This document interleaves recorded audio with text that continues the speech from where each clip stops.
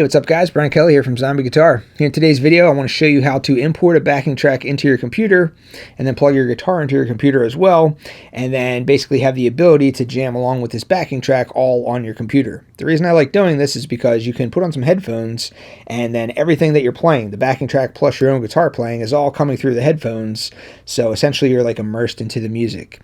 You can independently control the volume of the backing track, you can independently control the volume of your guitar, you can even speed up or slow down the speed of the backing track. Like if you're trying to learn a fast solo or something like that, you can slow the speed down as much as you want, jam along, practice it at the slower speeds, gradually ramp the speed up until you get it to the actual track speed. All the meanwhile, you have these headphones on and you're just immersed into the music, your guitar plus the backing track, all in one thing. So if that sounds interesting to you, that's what today's video is about. Stick around and check it out.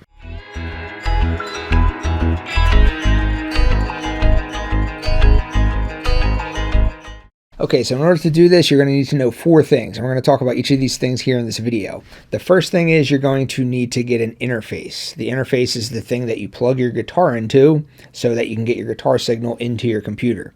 The second thing you're going to need to do is you're going to need to get a digital audio workstation. That's the program where all this stuff happens in.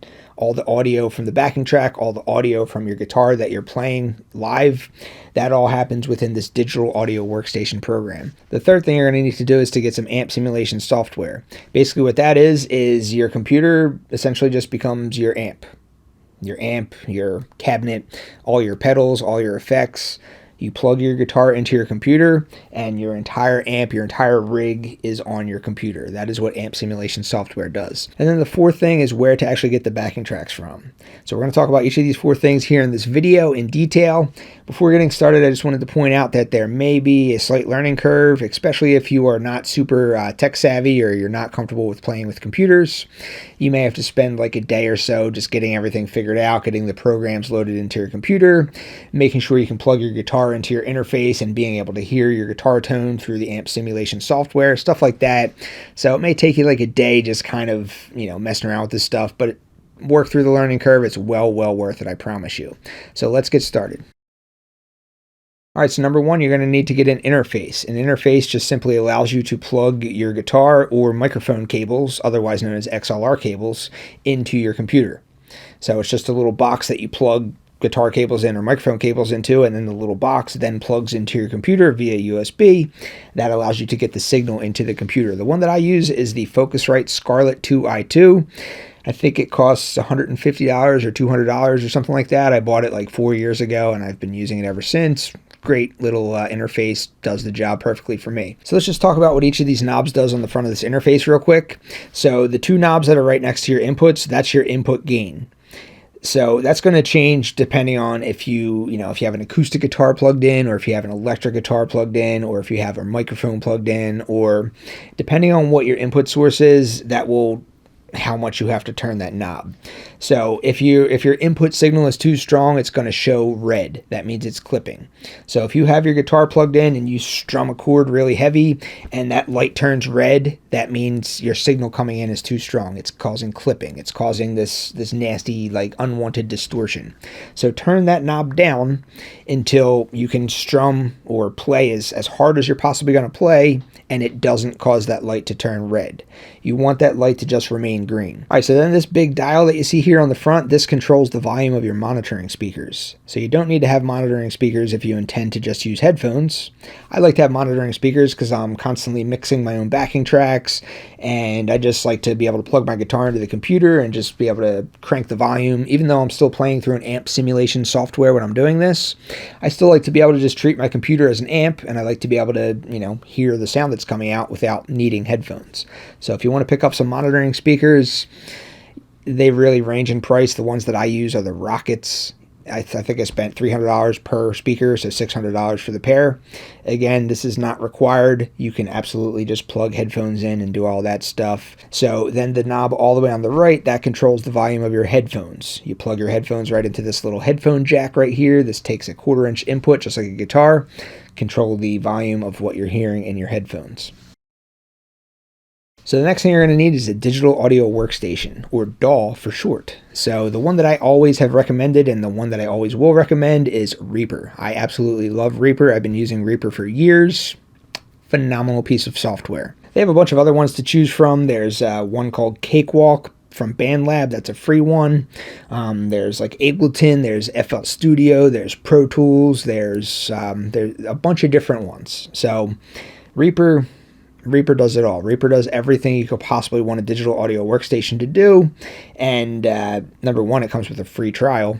And I'm not sponsored by Reaper whatsoever. I don't make any money by promoting this company or whatever. I just find something that I really, really love, and I tell people about it. I'm like, you got to try this too. So that's my recommendation for a DAW. Go ahead, download a DAW of your choice, get that loaded onto your computer. From this point forward in the video, I'm now going to be doing a screen capture walkthrough showing you what it looks like inside of the DAW. All right, so the official website to download Reaper from is reaper.fm. So I know that's a little bit of a weird looking extension there, the FM, but that's the official website for them. So go there, go to download Reaper, Windows, Mac, or Linux, whichever system you're running. I'm using Windows, so I would just click download right there. Just download the program, follow the installation procedure. It just walks you through everything. If you've done everything properly, then you should have a little icon that shows up on your desktop. Click on that, open up the program. So this is going to be more like what your Reaper looks like. You're not going to have any tracks on it when you first open up the program. After we get done going through this tutorial, you're going to have 2 tracks in total. One of those tracks is going to be your guitar track. That's going to be where you plug your guitar into your interface. You enable the amp simulation software onto the track, and then that's your live tone. That's where your computer is acting as your amplifier. That's one of the tracks. The second track is going to be the one where you put the backing track on, for which you download off the internet.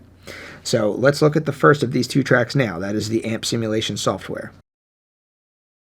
Alright, so when it comes to choosing amp simulation software, there's a bunch of different options out there. There's some free options out there, and then there's a bunch of different paid options out there.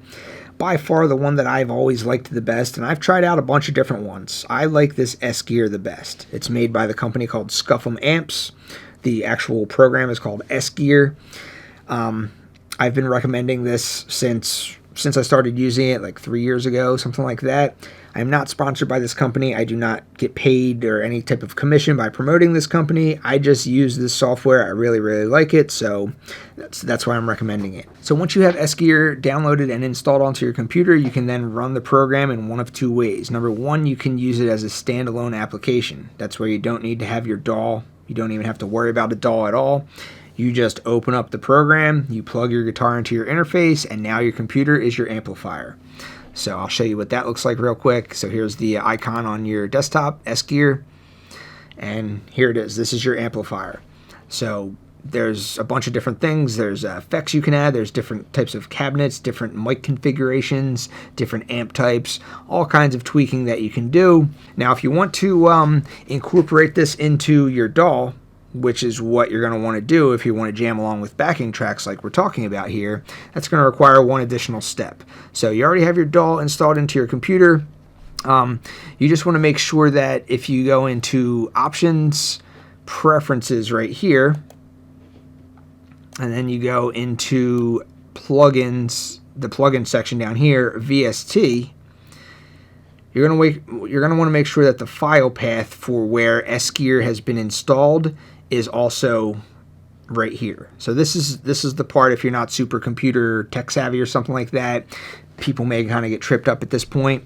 So assuming that you did that last step correctly and you've specified your file path correctly, and now Reaper knows what folder to look in to find the plugin that you want to add to a track, now you go ahead and you add your first track. To add your first track, you just double click anywhere out in this area, double click, there you go, now you have a track. This track doesn't have anything on it. We want to add our amp simulation program that we just downloaded onto this track. So you do that by clicking on this little FX thing here. You click on VST3 right here, and then you find S-Gear. So here it is right here. So if you've specified your file path correctly in that last step, Reaper knows where to look, then S-Gear should show up in here. It is a VST3 type of file. So just click on that. Boom, now we have it within our DAW. So now it's not operating as a standalone application anymore. Now it is operating inside of your DAW. So everything still works the same way. You still have your different presets and stuff like that. You can still tweak everything. It's just now it's working with inside of your DAW as opposed to a standalone application. There's one thing to keep in mind when you do this. So if I take my guitar, you're not going to be able to hear anything. So there's no amp simulation happening. The reason that you're not hearing any amp simulation is because I do not have this red button enabled. So this is record arm. So as soon as you turn this on, then all of a sudden the track is enabled for recording. You can hear yourself.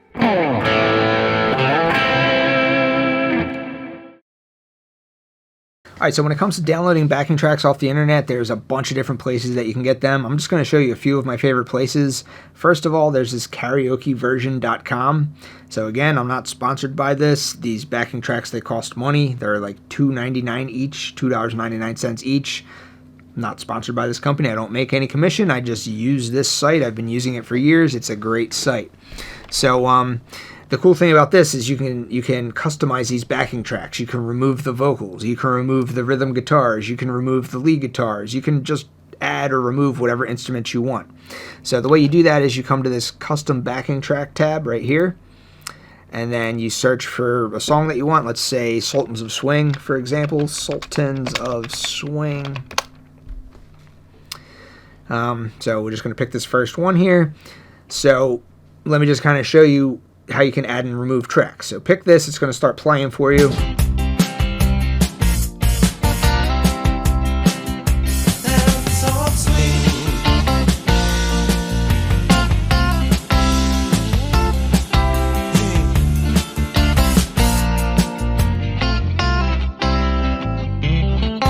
Then a crowd of young boys, they're fooling around.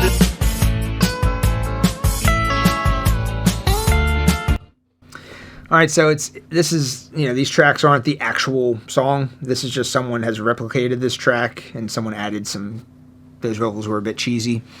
But still, it's great for practice, So I just like to remove the lead guitar. I like to remove the vocals and stuff like that. That way I'm just left with just a backing track and I can add all the lead guitar parts that I'm practicing. That's how I use this stuff. So after I do that, you can just go ahead and you can download it. I've already bought this in the past. So it's going to say $2.99 right here. So you're going to have to pay $2.99 for this track. The cool thing is once you buy the track, you can re-customize it as many times as you want. So you can go into the My Files section. And these are all the tracks that I've previously bought in the past. So where's that Sultans of Swing one? It might be on page 2. There it is. So I've already bought this in the past. So let's say that I'm like, you know what? I want to keep the vocals in there. I can just go ahead and I can reopen that one up. I can go ahead and I can add the vocals back in there. And then I can just re-download it again. So now I'm going to have a backing track that has the vocals in it. You only have to buy it one single time, and you can make as many customizations as you want. So this is Karaokeversion. Super, super awesome place to get backing tracks from. So one other place you can get backing tracks from is from YouTube. So you can actually take the audio from any YouTube video and you can just, extract it and put it into a file that you get onto your computer. And a program that I use to do that is called Media Human. So type in Media Human. You're going to find this, find the website, download the program, install the program. It's a free program. Once you do that, you're going to have a little icon on your desktop.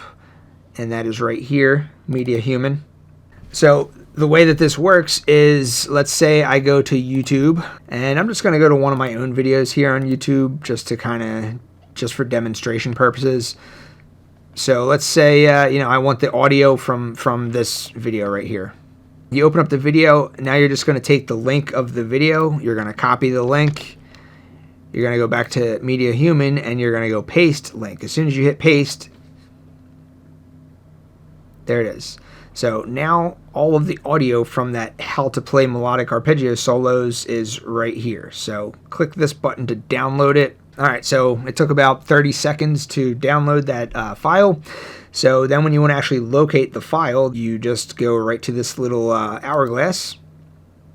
And that's going to show you all of the anything that you've downloaded from Media Human before is going to go into this little folder right here. You can find it by going, to the C drive, users, work, downloads, blah, blah, blah. You can just get to it just from clicking that little hourglass like I just did. So let's see what I just downloaded right there. Date modified, How to Play Melodic Arpeggio Solos. So if I click on this, this is just the MP3 track of the YouTube video that I just took the audio from. So I'm going to click on that.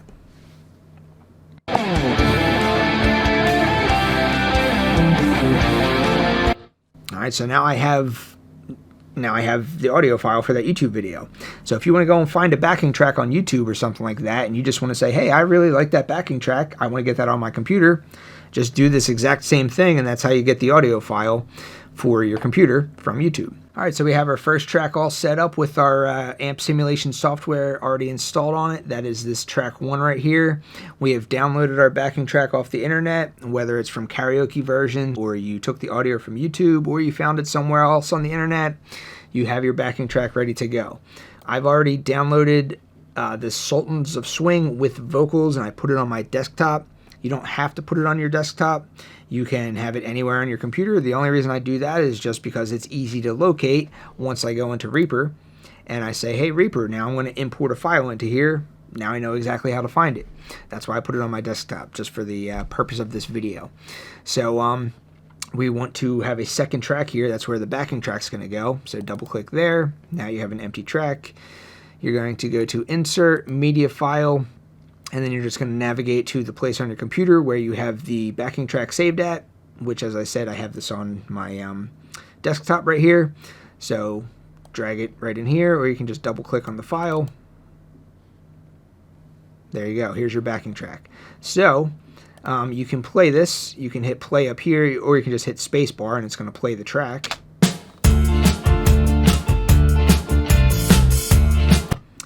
All right, so if you want to speed up or slow down this track, you can do so right up here. Here's your BPM. So I'm going to show you how to get this accurate in a second, but just keep this in mind. Let's say I want to reduce the speed by 20 BPMs or something. So I'm just going to change this from 120 to 100. And now it just slowed everything that's in the project, every single track that has audio on it, has now been slowed down by 20 BPMs. So if I go ahead and I play this again,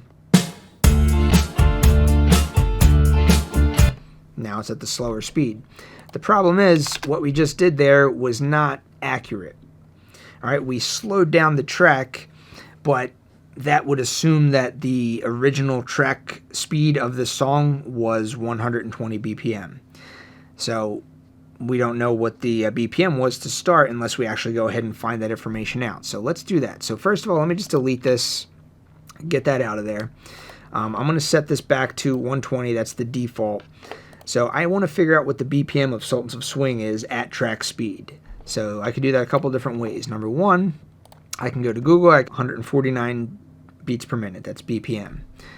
You could also come to karaoke versions, which is where I got this backing track from. And it tells you it's around 148 BPM. So Google's telling me it's 149. This is telling me it's around 148. It's around 148, 149 BPM. So what I want to do with that information is I'm going to come back to Reaper and I'm going to set the project default to 149. So 149. So insert media file, Sultans of Swing. All right, so I brought in the same file, but now the project default is at 149. The standard track is at 149. We haven't slowed it down at all yet. Here's the regular track. But now every time I slow down the BPM, I know that it's accurate. So let's say I slow this down to like 120 or something like that.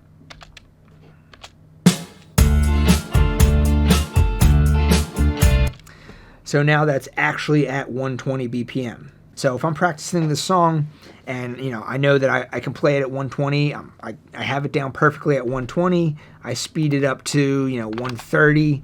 I can play it pretty good at 130 with a couple mistakes, so I know I really have to focus on practicing at 130 BPM, but I know what my goal is. If I want to get it up to track speed is 149.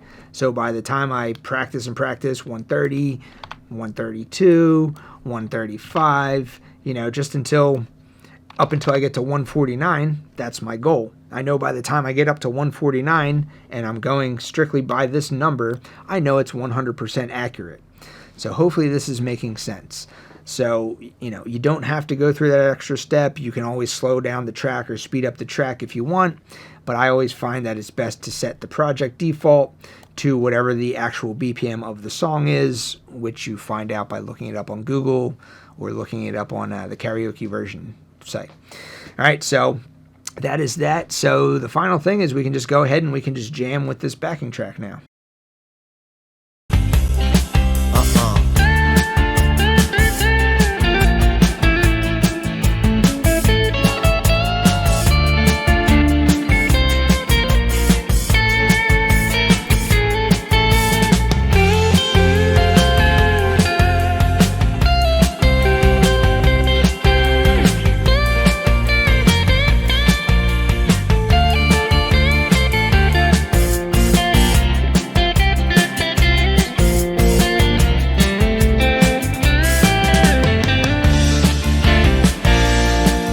All right, so that is that. So there's a ton of other things you can do in Reaper.